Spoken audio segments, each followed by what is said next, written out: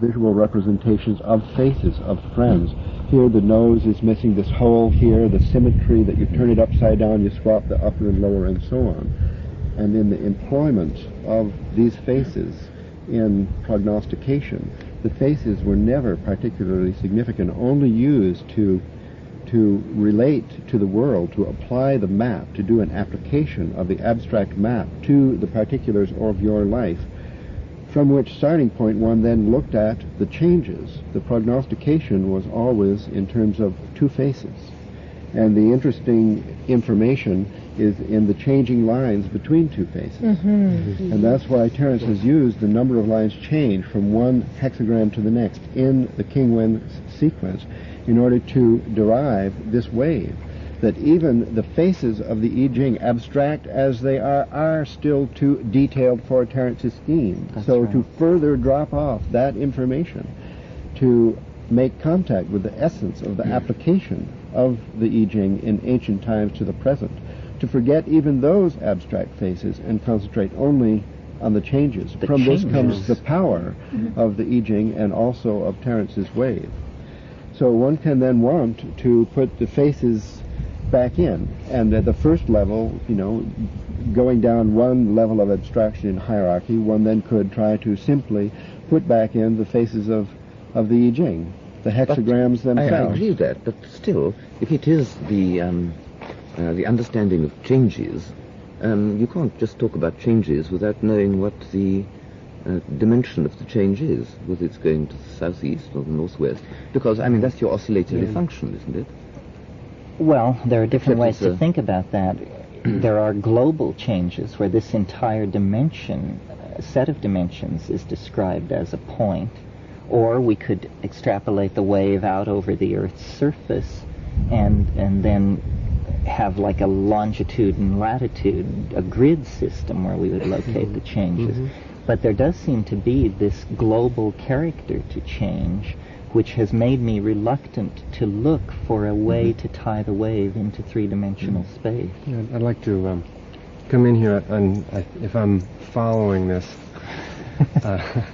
properly, a couple of things. One, I think it's really quite extraordinary that in period of 10 years that Terence would have come up with his understanding of the arrangement of the King Wen arrangement, in particular of the hexagrams of the I Ching as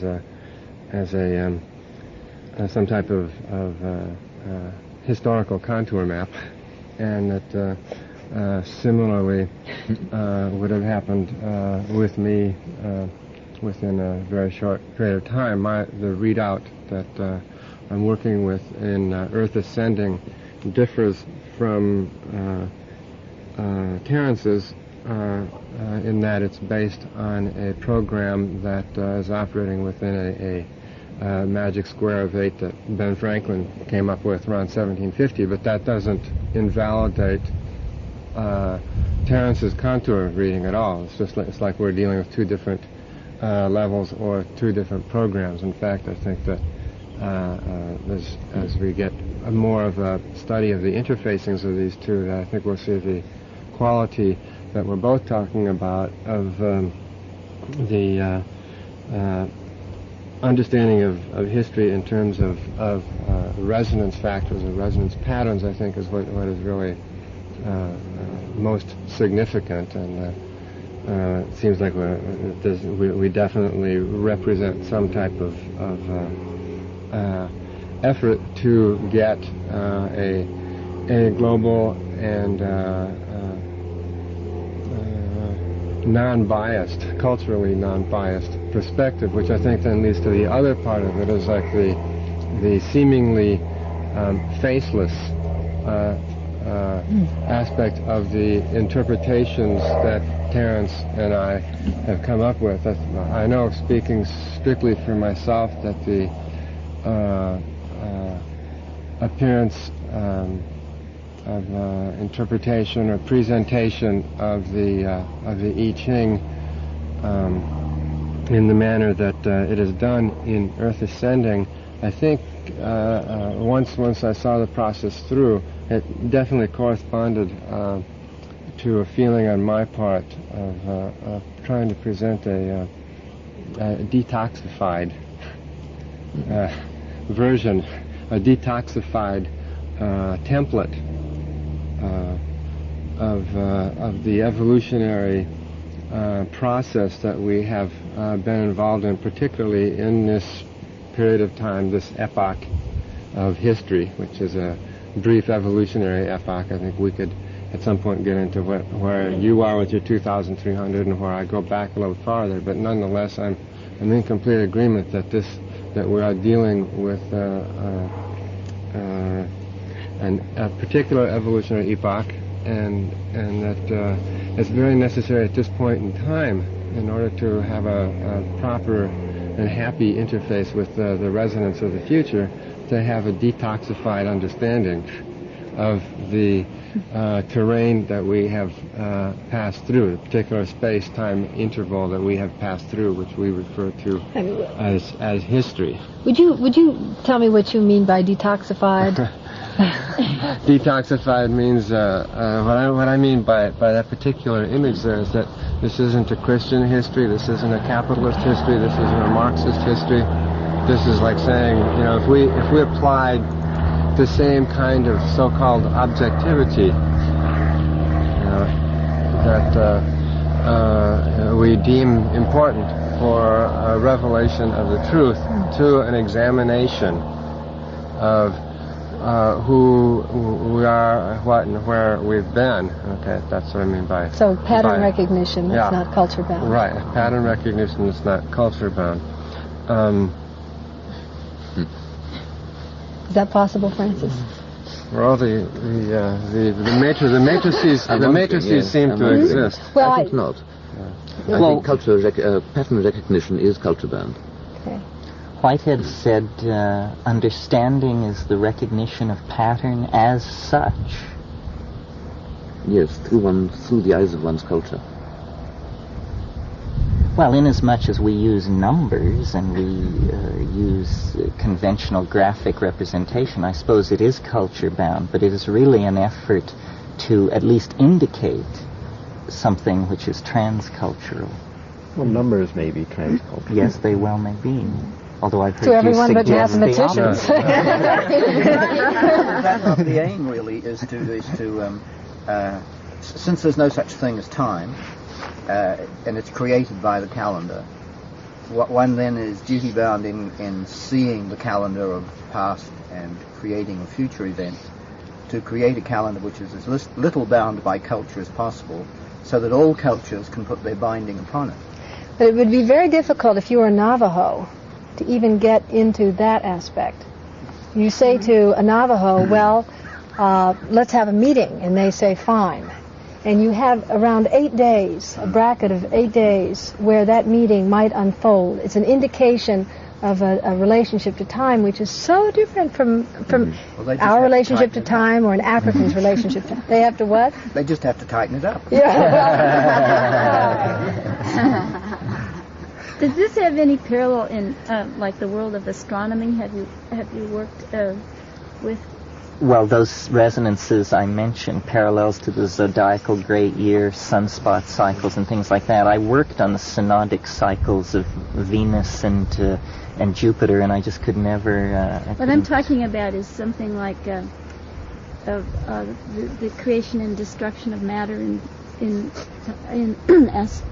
the star system. There's certain astronomers, at least someone I know, who thinks that creation is going on constantly. It's not something that happened at one point in time. Well, if what you're asking is, does this theory apply to the Earth, the solar system, the galaxy? Yeah. It seems, I don't know, but I think probably Occam's razor would dictate that we just assume it applies to the Earth until we have better information. So we're a kind of a hyper-novelty whose brain is in the center of the particular mandala, and then therefore our perception of these cycles external to us are simply in relation to the mandalic brain. Yeah. the mandalic brain. Yeah. Well, I mean, I love that notion that Terence introduces, sort of linking your two concepts, and it also, Buddhism dances right into the center of the whole thing. I mean, we are seeing things fairly egocentrically or mentocentrically. Mm-hmm. Yeah? Mm-hmm. As mind is the center of this mandala. What I would like to see happen as a way of testing this theory on a mass scale and for people in their lives, which is the only arena of importance, is how about a cable television channel which is simply the line and the values. And, you realize your house is on fire, you flip on the TV, and you see, my God, it is, it reflects it, it's in steep descent. And you could, at any time of the day or night, you could just flip this thing on and ask yourself, does it agree with my intuition of what's going on? If it never did, you could quickly dismiss it. If it always did, you could immediately convert. I'll tell you the story of who's the inventor of biometrics? Is that biorhythms? Biometrics. Darwin's friend. Not Wallace. Francis somebody or other. Oh well, at any rate, he was a wonderful mad guy who loved counting things, and he would he made experiments like finding out where the most beautiful women how many of the most beautiful women in England lived where. And he had a pocket full of little counters and going through the streets. Francis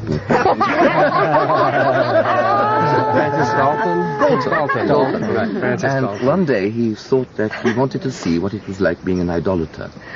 So he hunted around for the least likely thing to raise an idolatrous whim in himself. He thought it was a copy of the old Punch magazine, which shows Punchinello, who's got a great big nose, a dunce's cap, fool's cap, a hump on his, big hump on his back, like a half moon, and a great big belly, and he has a little dog, and around the cover there are a little set of figures riding on horseback, one of them doing a rather disgraceful thing with a very large cylindrical organ that he is carrying just between his legs.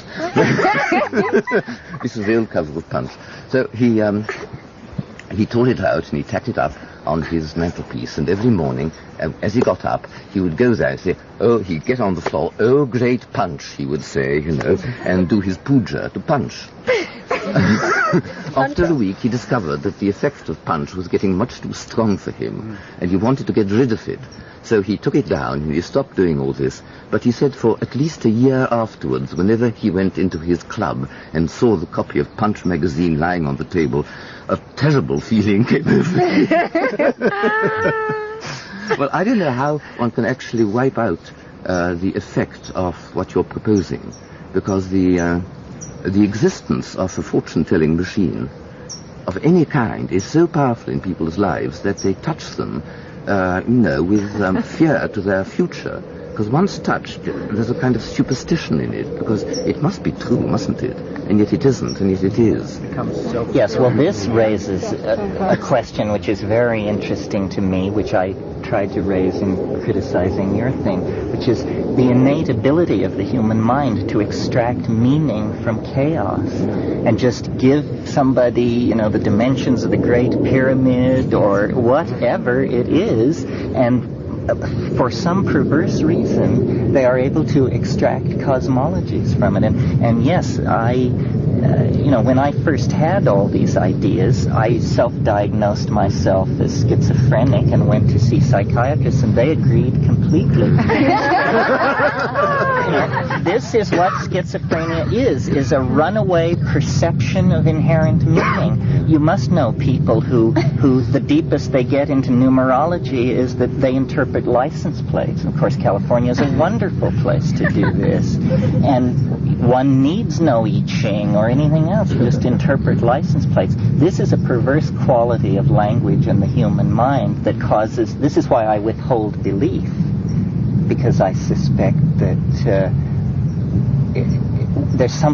there's a meta level about language system building and meaning that if we had our hands on that, we would just say, well, of course, Jose's right, I'm right, everybody's right, it's all right, but it's all at a level which is not the highest level, and that the highest level is something about linguistic analysis, epistemology, and the nature of thought itself. So yes, I agree that this is a problem, but nevertheless, as Whitehead said, nevertheless, there are stubborn facts. I mean, science isn't like that. Now that's science a belief. Works. A stubborn fact is a belief. Yeah.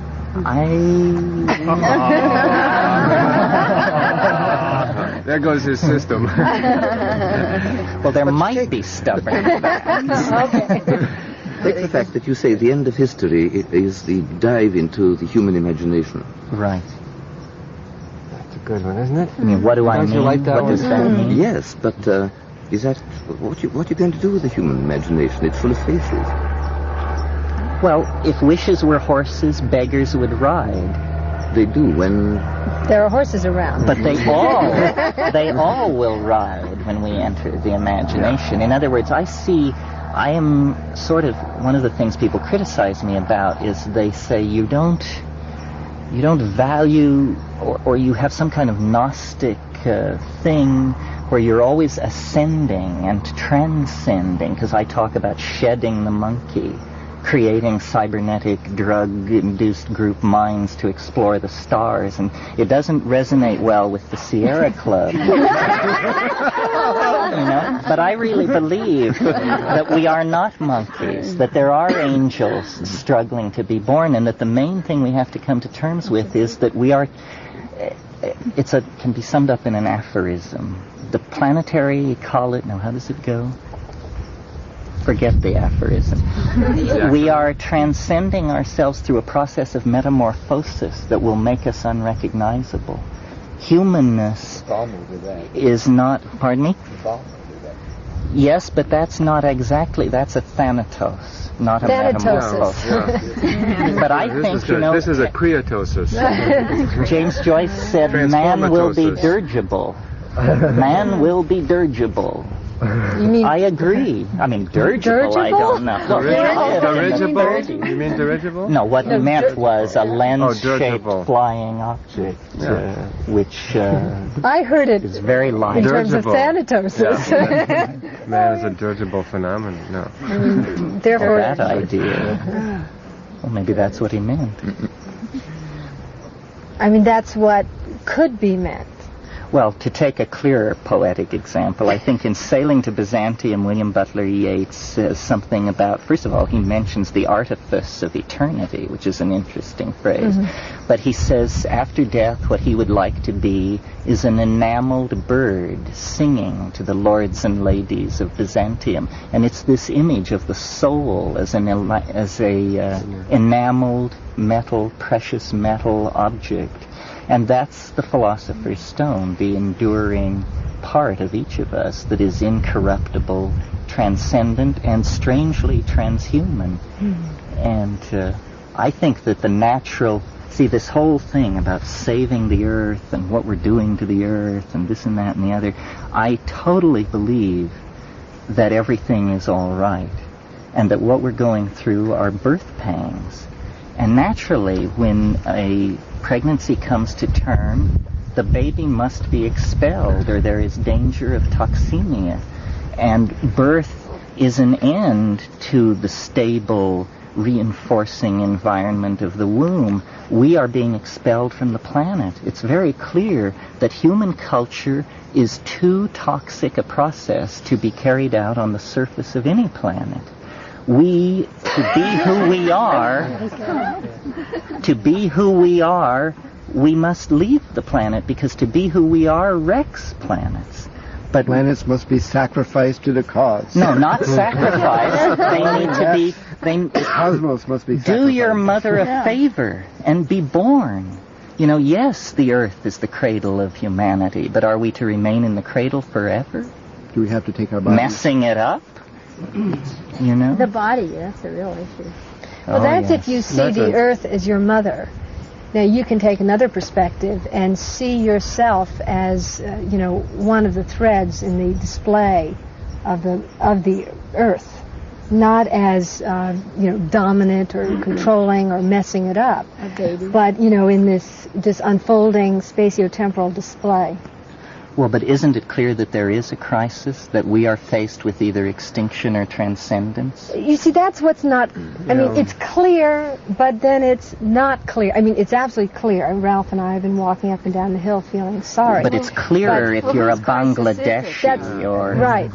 I mean, this is where the Sierra Club mentality of stewards of the earth, the Native American mentality of Earth Mother, all, this concept of kinship, when a slightly different perspective suddenly sees things in a slightly more total point of view. And the earth is us. We are in the earth and of the earth, and the earth is in us. And it's not so much in terms of hierarchy or stewardship or maternity or childhoodness or any of these relational definitions that imply a quality of relationship which is confining. But it's another thing.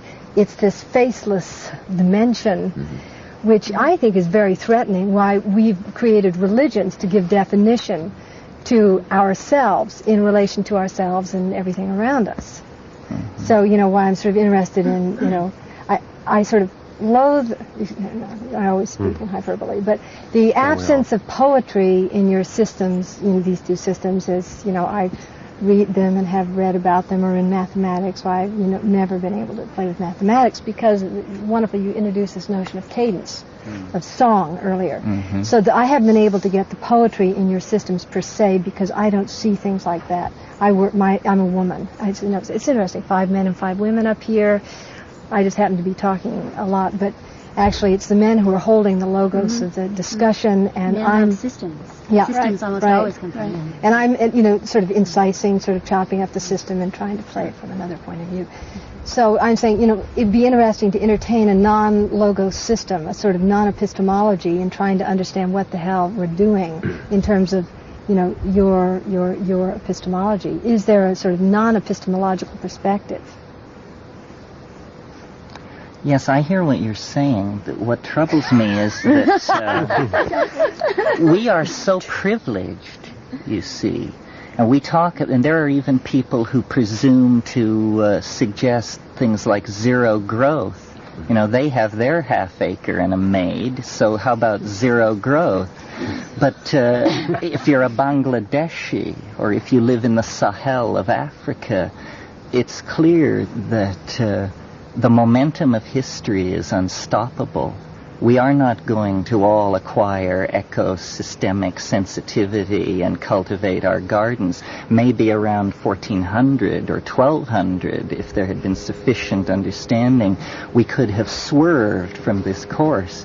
But now I think the choice is departure from the planet to save it and ourselves, or complete destruction of it and ourselves. See, I look at that as a choice, not the choice. And this, it's just jumping into this Buddhist perspective. This is a relative line that we're dealing with here, and there are lots of relative lines. But the criticism that is always made of Buddhism is it's absolutely politically in the Stone Age. Maybe this is a blessing. Because if we think this is not the political Stone Age or pre-Stone Age. but surely it can sort of all run together. I mean, I wouldn't mind being at the space station waving goodbye. That's right. That's it. What do all of you make of this? I'd like to ask a question. By unrecognizable, are you talking about unseeable? That we may become unrecognizable to ourselves? Yeah, see? No, I think that humanness is mostly a phenomenon of consciousness, that we could be very different animals, but that everything about us that is human is in our minds and in our ideas about our world, our bodies, ourselves, and that as energy and technology and understanding deepen, we will take control of the human form. We will put a firm hand on the tiller of history. One of the first things you figure out when you study biology, and now I'm talking about a species, is you discover the DNA code. Well, it's hard for me to believe that within 100 or so years of discovering it, you won't manipulate it. We won't have, in fact, electric linotypes that write programs into DNA. We are going to take control of our form.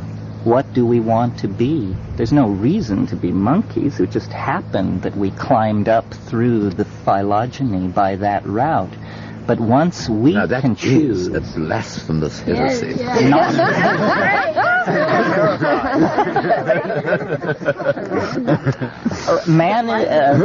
Humanity, I mean, in the Renaissance they said man is the measure of all things. Now, because that has a sexist connotation, but what was meant was humanness must be the measure of all things.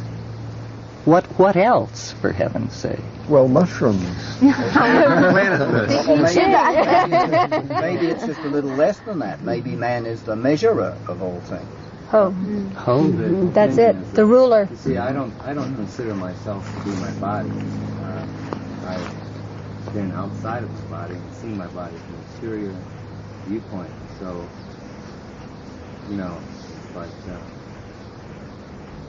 But you must agree that your body fits you remarkably well.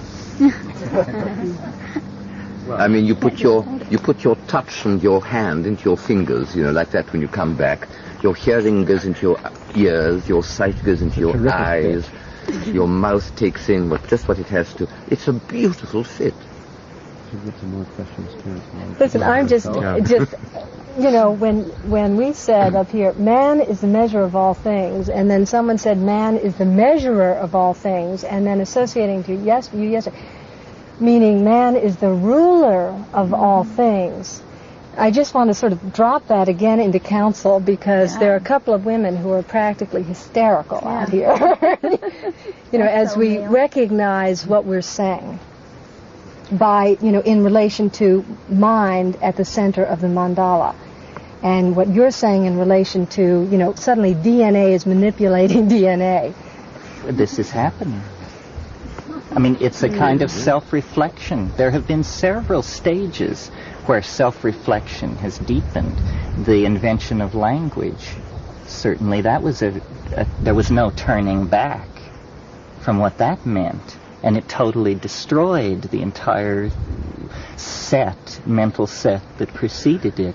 This is something similar. And the invention of written language, which then took cadence, took the song out of communication. That's right. More questions? Yes. Anyone? Took Eve out of Adam's rib. Yeah, over here some. Yes. I noticed a great deal of resonance between what you were saying and some of Jorge Luis Borges' writing. Oh, well, thank you very much. Regarding the talking paths and the God Spirit and certain levels where he's dealing with this meta view as well as attempting to decipher historically grown futuristic perspectives from random and chaotic patterns. Yes, he is definitely a mentor. The story, the sect of the Phoenix in Labyrinths bears examination. I'm getting the sense, Terence, that there's the possibility of something being born from the planet which we can hardly conceive of.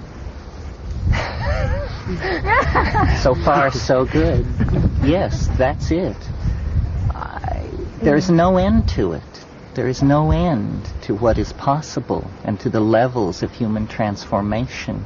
And I think, when history is finally written of this era, it will be clear that industrialism, colonialism, mercantilism, communism, capitalism, these were only means to lift the species off the planet. Ways of organizing that to do something that no tribe could do, And dualism is the root of all evil, is what I'm trying to say. So I try not to divide things. I really believe it must all be all right. And I really believe the historical process serves biology. just as much as biology serves the inorganic, and I believe that culture serves history and modernity serves humanity. And that it's okay, we are on the right track. It's a narrow neck, it's a birth. Nothing is easy. A birth is a time of danger. Don't kid yourself. If something goes wrong, it's terrible. But nevertheless, even if things go right, there's screaming and moaning, and blood is shed, and tissue is torn, and and that's if things go perfectly. Yeah. And the courage and love to conceive. That's right. I wanted to throw a question out maybe to Jose, because I sense that well, I don't know. I mean, Terence is talking about now this process of leading up to leaving the planet. I don't sense that particularly in your material. No, that's correct. Correct. I don't think that there's any from the voice that I've been listening to. My voice. None other than yours, Robin. I have not at all been led to that particular conclusion. I think, to put it in very simple terms, that to go back to the situation, the comment there about man, the measure of all things, I think that that's a dangerous place to be. I think that it's dangerous to consider that mind is a human property, and it's dangerous to consider that consciousness is a human property. I think that we're ignoring the fact that we ourselves are members of a larger organism, which is a member of a larger organism, and so on, and that rather than I agree that we're at this very rapidly approaching point, end of history, whatever we wish to call it. I believe that we can participate by tuning into the signals and messages of the larger organism, which we could refer to as planet, that we could participate in a type of collectively willed transformation that would put us in a what we might call a renewed condition of alignment with the larger planetary field or planetary organism, which would not necessarily mean that we have to leave it. On the other hand, I would certainly leave open the option that if there are those who would see that is the direct logical thing to do, that again, there's nothing should be stopping that from happening. But basically, as I said, where my voice has been leading to is to these propositions of understanding, first of all, that we are members of a much larger organism, planet, and that all the planet wants from us is some kind of signal that there are a sufficient number of us at this point in time who understand that and who can send a signal back to planet so that we can go through this very, very, very narrow bottleneck or razor's edge without dropping the chalice. Yes, I have a sneaking fear that heading for the stars may amount to exporting the plague.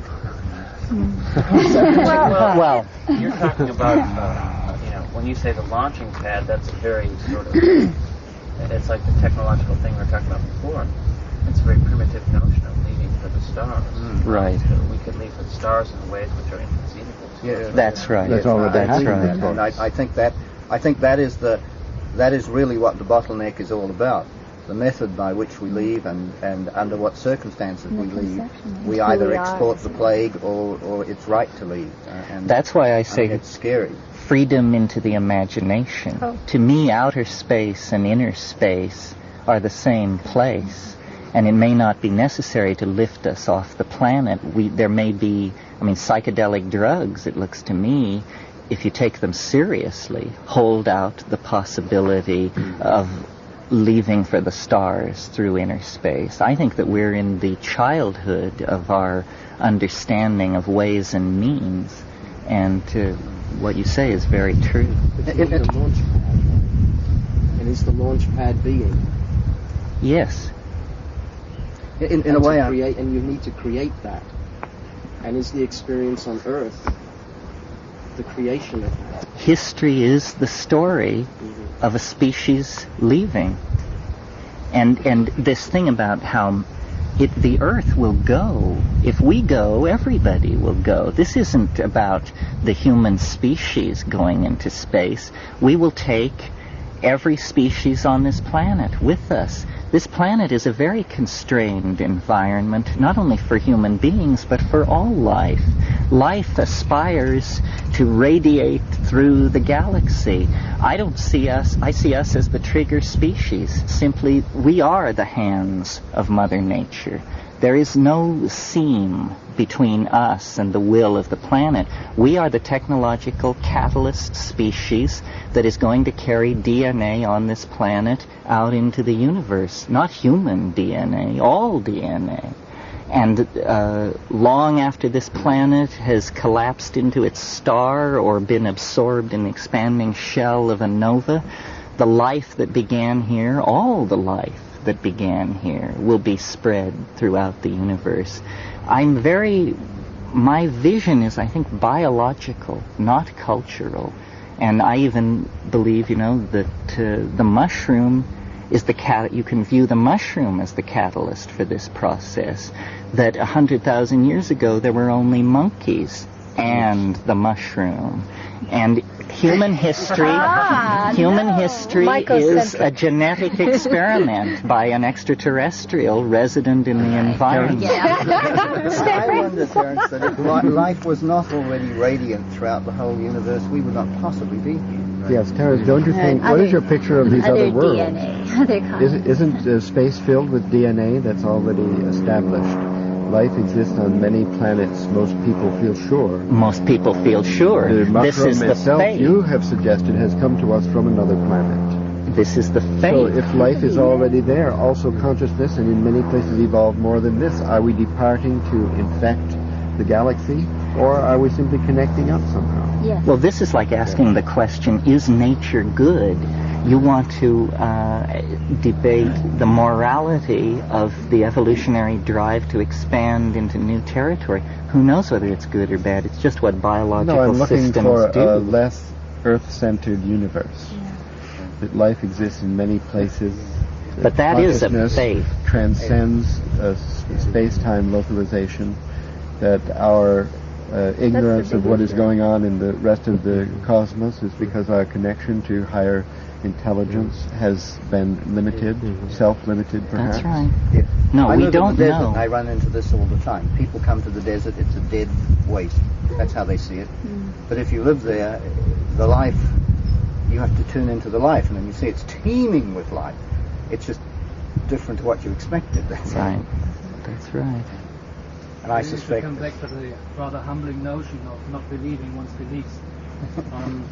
I personally have found that I couldn't understand much of what's been said, but at the same time I don't believe my not understanding it. At the same time, I would encourage all those who think they have understood it also to disbelieve their understanding.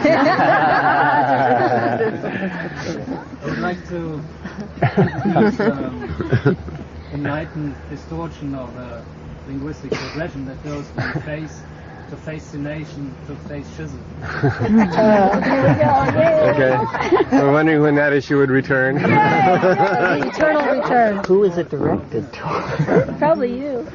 But I'm the no-face person. There is this discussion that we have, that we've seen systems that don't seem to, or where face doesn't seem to figure quite prominently.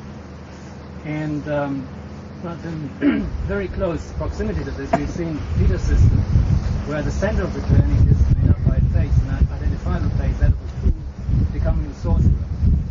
And I wonder whether we might perhaps combine the two, so that Earth ascending basically is a planetary fool ascending to a planetary sorcerer, where in reverse, the face of the fool is not just the face of an individual person, but it is a person that has become planetized, where the nervous system of the individual fool becomes the world sensorium that Oliver Rites was talking about.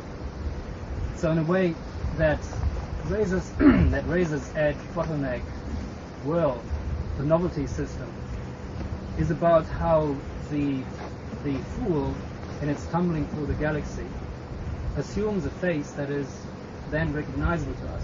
And I think it's basically what when you say we become unrecognizable to us, it is that the Earth recognizes her own face. It's the same process. Very well put. Well and said. I think that in your book, there's a line in there where you talk about the harmonization of the planet, and that the next step will be the planetization of man. And I think that's very, very key to the whole issue, and that we really are we have developed as the organs of perception for the planet. Yes.